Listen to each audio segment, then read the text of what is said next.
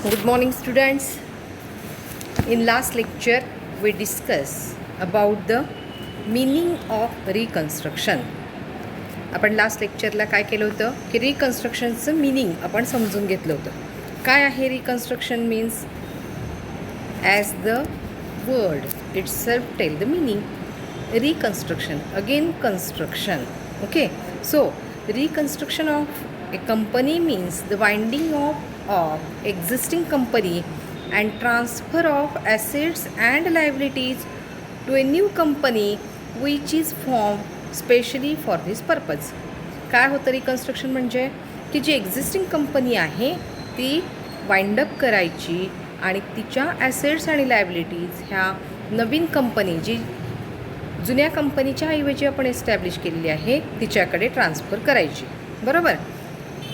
Reconstruction का केलं जातं? What are the various reasons for reconstruction?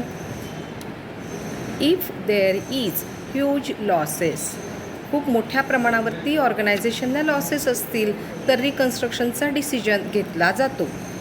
If there is financial difficulties, आर्थिक काही आपल्याला अडचणी आल्या, पैशाच्या स्वरूपातल्या, फंड्सच्या स्वरूपातल्या काही अडचणी आल्या तर आपण काय करतो? रिकन्स्ट्रक्शनचा आपण म्हणजे ऑर्गनायझेशन डिसिजन घेतात.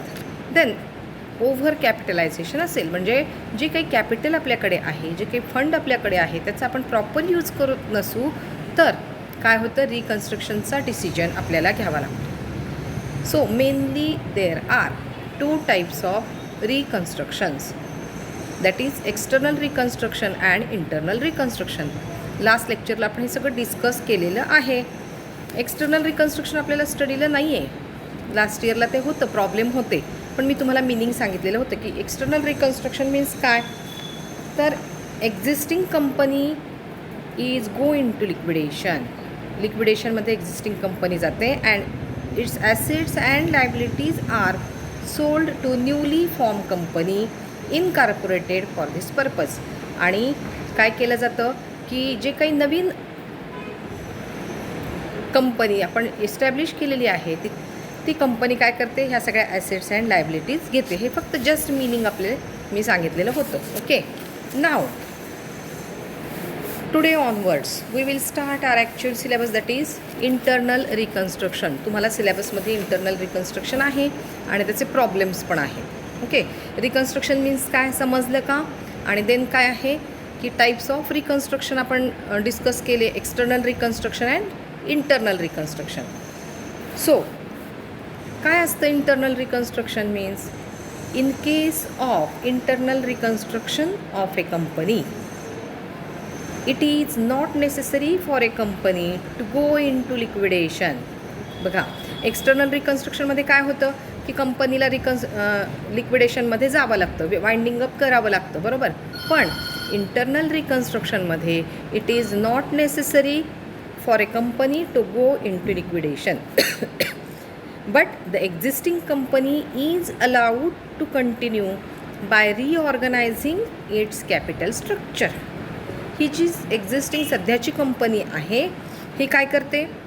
हीच कंटिन्यू करते, फक्त तिचं कॅपिटल स्ट्रक्चर रिऑर्गनाइज करावं लागतं. So again question there is, what do you mean by capital structure? Capital structure means काय? Structure of capital. Capital means काय? The fund or money which is required to start and to operate the business organisation. बरोबर. मग हे जे capital असतं that capital काय आहे? Again divided into different parts, divided into various parts. काय काय असतं? इक्विटी कॅपिटल असतं, प्रेफरन्स कॅपिटल असतं, बरोबर आहे की नाही? डिबेंचर्स असतात, लोन असतं व्हेरियस. मग याचं काही जे स्ट्रक्चर आहे that is non as capital structure. आता एक्झाम्पल देते मी. समजा 100% कॅपिटल जर आपण घेतलं तर out of 100% capital 50% equity share capital आहे, 20% प्रेफरन्स आहे, 25% डिबेंचर्स आहेत अँड रिमेनिंग 5% इज लोन आहे. बरोबर आहे की नाही? That is non as capital structure. The structure which decided the percentage or the percentage और प्रमाण म्हणूया आपण of capital that is non as capital structure. So आता इंटरनल रिकन्स्ट्रक्शन मीन्स काय आलं की इथे काय केलं जात नाही, वाइंडिंग अप केलं जात नाही किंवा एक्झिस्टिंग कंपनी लिक्विडेशनमध्ये जाण्याची गरज नसते. ती काय केली जाते, it is allowed to continue by reorganising its capital structure. मग काय केलं जातं, हिचं कॅपिटल स्ट्रक्चर रिऑर्गनाईज केलं जातं. म्हणजे जे 50% आपले इक्विटी शेअर्स होते त्याचं प्रमाण कमी केलं जातं किंवा जास्त केलं जातं. प्रेफरन्स शेअर्सचं जे काही प्रमाण आहे ते कमी केलं जातं किंवा वाढवलं जातं. डिबेंचर्स या पद्धतीने काय केलं जातं, रिऑर्गनाईज. बघा आता पुन्हा एकदा सांगते. In internal reconstruction of a company it is not necessary for a company to go into liquidation, but the existing company is allowed to continue by reorganizing its capital structure. It may include, आता बघा it may म्हटल्या म्हणजे असं पण होऊ शकतं, a scheme of capital reduction by writing off losses and fictitious assets.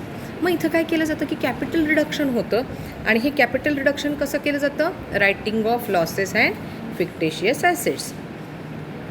आता केव्हा केव्हा केलं जातं internal reconstruction, what are the various circumstances under which internal reconstruction may be adopted. काय काय कारणं आहेत हे बघा इथे मी दिलेलं आहे. फर्स्ट आहे हे नाही एक मिनिट,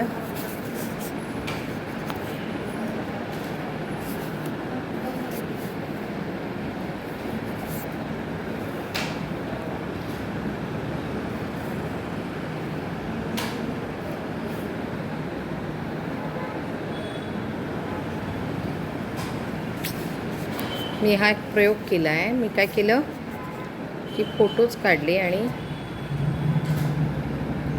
म्हटलं की आपण त्याच्यावरती तुम्हाला शिकवूयात. बरं, म्हणजे हेच होतं. ठीक आहे. तर व्हॉट आर द रिझन्स, काय रिझन्स आहेत वेगवेगळे. तर फर्स्ट आहे the company which has accumulated huge losses in the past few years. कंपनीला काय आहे की गेल्या 2-4 वर्षामध्ये कंपनीला ह्यूज लॉसेस झालेले असतील तर कंपनी काय करू शकते, may take decision of internal reconstruction if there is a shortage of working capital. Working कॅपिटलचं जर शॉर्टेज असेल तर काय असतं, कंपनी काय करू शकते, इंटरनल रिकन्स्ट्रक्शनचा डिसिजन घेऊ शकते. The company has large number of fictitious assets which are now worthless. खूप साऱ्या फिक्टिशियस ॲसेट्स आहेत आणि आता ज्या काय आहेत की ज्याची काहीही व्हॅल्यू नाही. अशा वेळी कंपनी काय करू शकते, इंटरनल रिकन्स्ट्रक्शनचा डिसिजन घेऊ शकते. The assets of the company are overvalued. बुक्समध्ये काय दिसतंय की कंपनीच्या ॲसेट्स त्याच्या व्हॅल्यूपेक्षा खूप जास्त किमतीने दाखवलेल्या आहेत. Or their depreciation is not provided for want of sufficient profits. किंवा असं दिसते की त्यांनी डिप्रिसिएशन प्रॉपरली टाकलेलं नाही, डिप्रिसिएशन पॉलिसी फॉलो केलेली नाही. ठीक आहे. अशा वेळी काय आहे की इंटरनल रिकन्स्ट्रक्शन करून आपल्याला काय करता येतं, कंपनीचे ज्या ॲक्टिव्हिटीज आहे, कंपनीचे जे काही काम आहे ते काय करू शकतो आपण, इम्प्रूव्ह करू शकतो. ओके. मग अशा वेळी काय केलं जाईल, काय करणं गरजेचं आहे इंटरनल रिकन्स्ट्रक्शनला. So in order to finalise a scheme of internal reconstruction of a company. आता कंपनीने काय केलेलं आहे, डिसाईड केलं आहे की आपल्याला काय करायचं आहे, इंटरनल रिकन्स्ट्रक्शन करायचं आहे. मग share holders, debenture holders and creditors must approve the proposal and shareholders are required to pass a special resolution for this purpose. ह्या सगळ्यांनी कोणी डिबेंचर होल्डर्स आणि क्रेडिटर्सनी हे ॲप्रूव्ह केली पाहिजे स्कीम आणि मग शेअर होल्डर काय करतात, एक विशेष ठराव स्पेशल रिझोल्युशन करतात आणि तो ह्या सगळ्यांनी काय केला पाहिजे, ॲप्रूव्ह केला पाहिजे. बरोबर. मग आणखी काय केलं जाईल, in A scheme of internal reconstruction effort is made on the part of shareholders, debenture holders and creditors to effect some compromise on their part. त्यांना काय करावं लागणार आहे? कॉम्प्रोमाइज करावं लागणार आहे. त्यांना काय करावं लागणार आहे? सॅक्रिफाईस करावं लागणार आहे. आणि त्यासाठी त्यांनी काय केलं पाहिजे? त्याला ॲप्रुव्हल दिलं पाहिजे. So they accept to reduce their capital. त्यांचं कॅपिटल काय होणार आहे? कमी होणार आहे. कॅपिटलची व्हॅल्यू कमी होणार आहे आणि म्हणून त्यांनी ते ॲक्सेप्ट केलं पाहिजे. So this can utilise for writing down losses and fictitious assets. मग ही जी अमाऊंट आहे कॅपिटल रिडक्शन केलेली अमाऊंट, ही अमाऊंट कशासाठी यूज केली जाईल? तर जे काही लॉसेस आहेत आपले, तुम्हाला माहिती आहे की का करणार आहे आपण इंटरनल रिकन्स्ट्रक्शन? तर तिथे काय आहे? पास्ट फ्यू इयरचे लॉसेस आहेत आणि मग हे लॉसेस राईट ऑफ करण्यासाठी ही अमाऊंट आपण काय करणार आहोत? युटिलाइज करणार आहोत. समजलं? बरं. आता ह्याच्यामध्ये आणखी काय आहे हे बघा, एक्झाम्पल्स दिलेले आहेत इथं. Share holders may accept to reduce the face value or paid up value of their shares. Capital reduction करणार आहोत आपण. सगळ्यात महत्त्वाचं आहे, प्रॉब्लेममध्ये पण सारखं तुम्हाला हा शब्द ऐकावा लागणार आहे, कॅपिटल रिडक्शन. म्हणून शेअर होल्डरनी काय केलं पाहिजे की त्यांची जी फेस व्हॅल्यू आहे, म्हणजे 10 रुपीज 100 रुपीज जी काही फेस व्हॅल्यू असते ती रिड्यूस होते, 50 रुपीज होईल, 75 रुपीज होईल, बरोबर? तर ती ॲक्सेप्ट केली पाहिजे. Debenture holders may sacrifice interest accrued to them. Debenture होल्डर्सवरचं ड्यू टू ह्यूज लॉसेस आहे ना, लॉस होतो आहे त्यामुळे त्यांचं इंटरेस्ट पण आपण दिलेलं असणार आहे लास्ट 2-3 इयर्सचं. मग हे इंटरेस्ट त्यांना मिळणार नाही. So debenture hold may be आहे, मे आहे, लक्षात घ्या, कंपल्सरी नाही. Debenture holders may sacrifice interest accrued to them. Then creditors may sacrifice some of their dues and accept cash or shares for the balance. म्हणजे काही creditors आहेत, म्हणजे suppliers आहेत, ज्या सप्लायर्सना त्यांचा काही पार्ट 10%, 20%, 15% एक्झाम्पल देते हां, काय करावं लागणार आहे? सोडून द्यावा लागणार आहे, सॅक्रिफाईस करावा लागणार आहे. आणि जो काही रिमेनिंग बॅलन्स आहे त्या रिमेनिंग बॅलन्सची कॅश अवेलेबल असेल तर कॅश, और शेअर्स असतील तर ते शेअर्स त्यांना ॲक्सेप्ट करावे लागणार आहेत. म्हणजे they have to sacrifice. Share होल्डर्सना पण सॅक्रिफाईस करावं लागणार आहे, डिबेंचर होल्डर्सना पण सॅक्रिफाईस करावं लागणार आहे, क्रेडिटर्सना पण काय करावं लागणार आहे? सॅक्रिफाईस करावा लागणार आहे. लक्षात आलं? So after internal reconstruction the company is allowed to continue in its old name, but the word and reduced are written after its name while preparing balance sheet. तेच नाव तिचं कायम राहील. तुम्हाला मी बॉम्बे कंपनीचं उदाहरण देत होते. एक्सटर्नल रिकन्स्ट्रक्शनमध्ये आपण काय करत होतो? न्यू बॉम्बे कंपनी, बरोबर? एक्झाम्पल सांगितलं होतं मी. आता इथे मात्र त्यांना नाव बदलायची गरज नाही. बॉम्बे कंपनी लिमिटेड असेल तर तसंच लिहायचं, फक्त इंटू ब्रॅकेट काय लिहायचं? And reduced. हे बघा इथे लिहिले मी, अँड रिड्यूस्ड असं लिहावं लागेल. लक्षात आलं? हे काय झालं? Internal reconstruction. आता इंटरनल रिकन्स्ट्रक्शन करत असताना you have to pass journal entries in the books of company. मग कशा पद्धतीने करायचं आहे? कुठल्या जर्नल एंट्रीज करायच्या आहेत? बरोबर? तर त्या इथे देते मी. आणखी 13-14 मिनटाचं झालं, आणखी 1-2 मिनिट आपण 1-2-4 एंट्री घेऊ आणि मग थांबू. आता फर्स्ट एंट्री आहे बघा, for reduction in the value of equity shares. आता वरतीच मी तुम्हाला सांगितलं होतं की शेअर होल्डर्सना पण काय करावं लागतो? सॅक्रिफाईस करावा लागतो, बरोबर? त्यांना त्यांचं शेअर कॅपिटल काय करावं लागतं? रिडक्शन करावं लागतं. मग हे रिडक्शन करत असताना एंट्री काय पास करायची? Equity share capital account debit to equity share capital. म्हणजे आता समजा 10 लाखाचे शेअर्स आहेत, इक्विटी शेअर्स. आपण काय करणार आहोत? त्याची व्हॅल्यू आपण 9 लाख केली. मग equity share capital account debit 10 lakh किंवा 10 lakh to equity share capital आपण किती केली? 9 lakh. To equity share 9 lakh. मग राहिलेले 1 लाख कुठे टाकायचे? To capital reduction. समजलं? पुन्हा एकदा सांगते. इक्विटी शेअर कॅपिटल आपलं फॉर एक्झाम्पल ₹10 लाखचं आहे आणि आपण या स्कीममध्ये इंटरनल रिकन्स्ट्रक्शनच्या स्कीममध्ये आपण काय डिसाईड केले की 1 लाख रुपीचं कॅपिटल रिडक्शन करायचं आहे. मग एंट्री काय पास होईल? Equity share capital account debit ₹10 lakh to equity share capital 9 lakh आणि राहिलेला जो 1 लाखचा डिफरन्स आहे तो डिफरन्स आपण कुठे टाकणार आहोत? To capital reduction account. समजलं? Then next entry for reduction in the value of preference share. Same preference शेअरचं पण आपण डिसाईड केलं आहे. 5 लाखचे शेअर्स आहेत, 4 लाखचे करणार आहोत. सेम एंट्री होणार. Preference share capital account debit ₹5 lakh. Decide किती केलं आहे? 4 लाखचं. To preference share capital account 4 lakh आणि राहिलेल्या 1 लाखचा डिफरन्स कुठे जाईल again? To capital reduction account. समजते? एंट्री समजल्या? ओके. आता काय करायचं आहे? आपण असं डिसाईड केलं आहे की 6% डिबेंचर होते, त्यांची काही अमाऊंट आपण कमी देणार आहोत. मग आता त्यांना आपण काय करूया? नवीन स्कीममध्ये जास्त इंटरेस्ट देऊया. 6%च्या ऐवजी आपण काय करूया? त्यांना 8% डिबेंचर्स देऊ. बरोबर? मग for discharge of old debentures by the issue of new debentures and some sacrifice debenture holders. आता काय आहे? समजा डिबेंचर्स आहेत 1 लाख रुपीजचे, आपण देणार आहोत 90,000 रुपीज. मग 6% डिबेंचर्स अकाउंट डेबिट केवढ्याचे होते आपले डिबेंचर्स? ₹1 लाख. टू 8% डिबेंचर त्यांचा आपण रेट आपण इन्क्रीज करून दिला.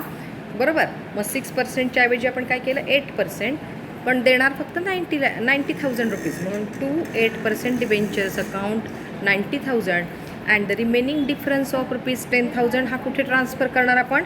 To capital reduction account. समजल्या? या 3 एंट्री समजल्या का? ओके. घेऊयात का? थोड्याशा घेऊयात आपण. नेक्स्ट हे बघा, ह्या 3 एंट्रीज मी इथे लिहिल्या आहेत. मी तुम्हाला ते सेंड करते. नेक्स्ट 4th एंट्री आहे. बघा 4th एंट्री आहे for elimination of losses and worthless assets. Fictitious assets सांगितलं होतं की नाही मी तुम्हाला, की आपल्याला काय करायचं आहे की नो व्हॅल्यूज, त्या फिक्टिशियस ॲसेटची काहीही व्हॅल्यू नाही.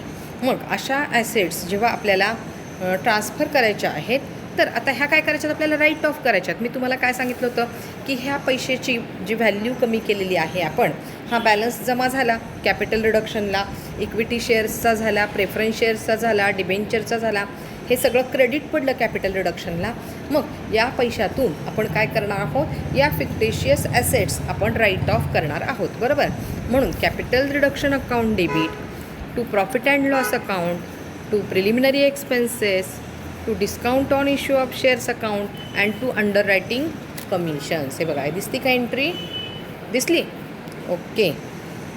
तर या पद्धतीने काय केलं? कॅपिटल रिडक्शनचा बॅलन्स आपण काय केला? यूज केला. त्यानंतर आपल्याला ॲडजस्टमेंट दिलेल्या असतात for reduction in the value of assets.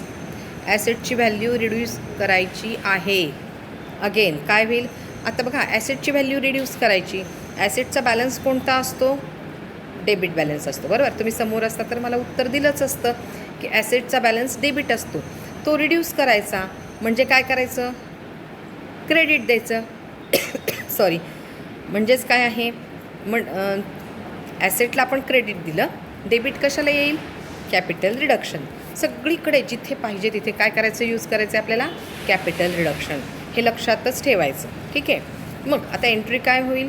Capital reduction account डेबिटची काय अमाऊंट सांगितलेली असतील, ज्या ज्या ॲसेट्स असतील, if you want to do combine entry you may do it. Otherwise तुम्हाला सेपरेट एंट्री करायची असतील यू मे कंटिन्यू. लक्षात आलं? मग capital reduction account debit to assets account. मग इथे पुन्हा टू काय होईल? मग तुमच्या ॲसेट्स येतील सगळ्या. फर्निचर येईल, प्लांट अँड मशिनरी येईल. बरोबर आहे? म्हणजे ह्या कंबाईन जरी एंट्री म्हटलं तरी तुम्ही ती एंट्री कंबाईन करू शकता. बरोबर? नेक्स्ट एंट्री आहे for cancellation of share premium account, forfeited share account and general reserve. ॲडजस्टमेंटमध्ये जर सांगितलं असेल तर आपल्याला काय करावं लागतं की ह्या एंट्री आपल्याला करावं लागतं. Again we can use for this काय आहे? Capital reduction account. आता शेअर कॅपिटल आपल्याला कॅन्सल करायचं आहे. शेअर कॅपिटलचा बॅलन्स कोणता असतो? क्रेडिट असतो. तो कॅन्सल करायचा म्हणजे त्याला काय दिलं पाहिजे? डेबिट दिलं पाहिजे. फॉरफिटेड शेअर्स आणि जनरल रिझर्वचा पण बॅलन्स काय असतो? क्रेडिट असतो. आपल्याला ते कॅन्सल करायचं असेल तर आपल्याला काय केलं पाहिजे? त्याला डेबिट बॅलन्स दिला पाहिजे. म्हणून share capital account debit, forfeited shares account debit, general reserve account debit to capital reduction, ह्या तिघांची टोटल घेऊन आपण कॅपिटल रिडक्शनला काय केलं पाहिजे, क्रेडिट दिलं पाहिजे. समजलं? म्हणजे ह्या सगळ्याच एंट्री असतील असं नाही, ज्या ज्या ॲडजस्टमेंट सांगितलेल्या आहेत त्या त्या पद्धतीने त्या एंट्री आपण करणार आहोत. For appreciation in the value of assets, आता जसं रिडक्शन असतं तसंच ॲप्रिसिएशन पण असू शकतं. मग जर ॲप्रिसिएशन असेल, अगेन बघा, मग डेबिट म्हणजे ॲसेटची व्हॅल्यू डेबिट आहे, पुन्हा इन्क्रीज होणार म्हणजे पुन्हा त्याला काय दिलं पाहिजे, आपल्याला डेबिट दिलं पाहिजे. म्हणजेच ॲसेट्स अकाउंट डेबिट टू कोण क्रेडिटला येणार, capital reduction. Then for profit on sale of assets, आपण जर एखादी ॲसेट विकली त्याच्यामध्ये आपल्याला प्रॉफिट दिसला, सेल आहे, पैसे येणार, बँक अकाउंट डेबिट. ॲसेट गेली, बरोबर, काय येईल, ॲसेटला क्रेडिट आणि to capital reduction account. Profit आहे की नाही, प्रॉफिट म्हणजे काय आहे, म्हणून कॅपिटल रिडक्शनला काय आलं, क्रेडिट आलं. लक्षात आलं?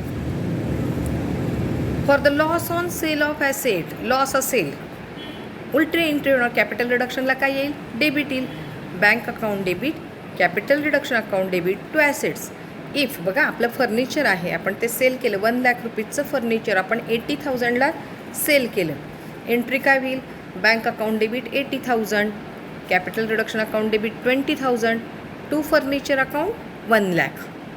बरोबर आहे की नाही? व्हाईस व्हर्सा, वरची पण एंट्रीची जी प्रॉफिट आहे, समजा 1 लाखचं फर्निचर आपण 1,10,000ला विकलं, bank account debit 1,10,000 to furniture account 1 lakh आणि टू कॅपिटल रिडक्शन 10,000, अशी एंट्री होईल. इझी आहे ना? ओके. आता profit on discharge of A liability of loan, creditors or debentures, हे द्यायचेत आपल्याला, बरोबर. लोन द्यायचं आहे, क्रेडिटर द्यायचे, डिबेंचर्स द्यायचे, ह्या सगळ्याचा बॅलन्स कोणता असतो, क्रेडिट असतो. तो द्यायचा म्हणून आपण त्यांना काय देणार, डेबिट देणार. डिबेंचर्स अकाउंट डेबिट, सेपरेट पण एंट्री तुम्ही करू शकता. Loan account debit, creditors account debit to bank account आणि टू कॅपिटल रिडक्शन. आता इथे टू कॅपिटल रिडक्शन का आलं, कारण ह्यांनी काही सॅक्रिफाईस केलेलं असेल. 1 लाखच्या ऐवजी तुम्ही आम्हाला 75,000 द्या, 1 लाखच्या ऐवजी तुम्ही 90,000 द्या, 10,000 कुठे जातील, सगळे कॅपिटल रिडक्शनला. समजलं? For payment of contingent liability not provided for, ही एंट्री सहसा नसते, जेव्हा असेल तेव्हा तुम्हाला माहिती पाहिजे. Capital reduction account debit to bank to reorganisation or reconstruction accounts, बरोबर. तर अशा पद्धतीने आपण काय केलेलं आहे, या सगळ्या एंट्रीज आपण घेतलेल्या आहेत. आता उद्याच्या लेक्चरला मी प्रॉब्लेम घेणार आहे आणि याच पद्धतीने घेणार आहे. जर तुम्हाला समजला नाही तर तुम्ही मला फोन करून सांगा, मग मी माझी मेथड चेंज करते. पुन्हा व्हिडिओ ऐका. ठीक आहे, समजलं? Okay, bye bye.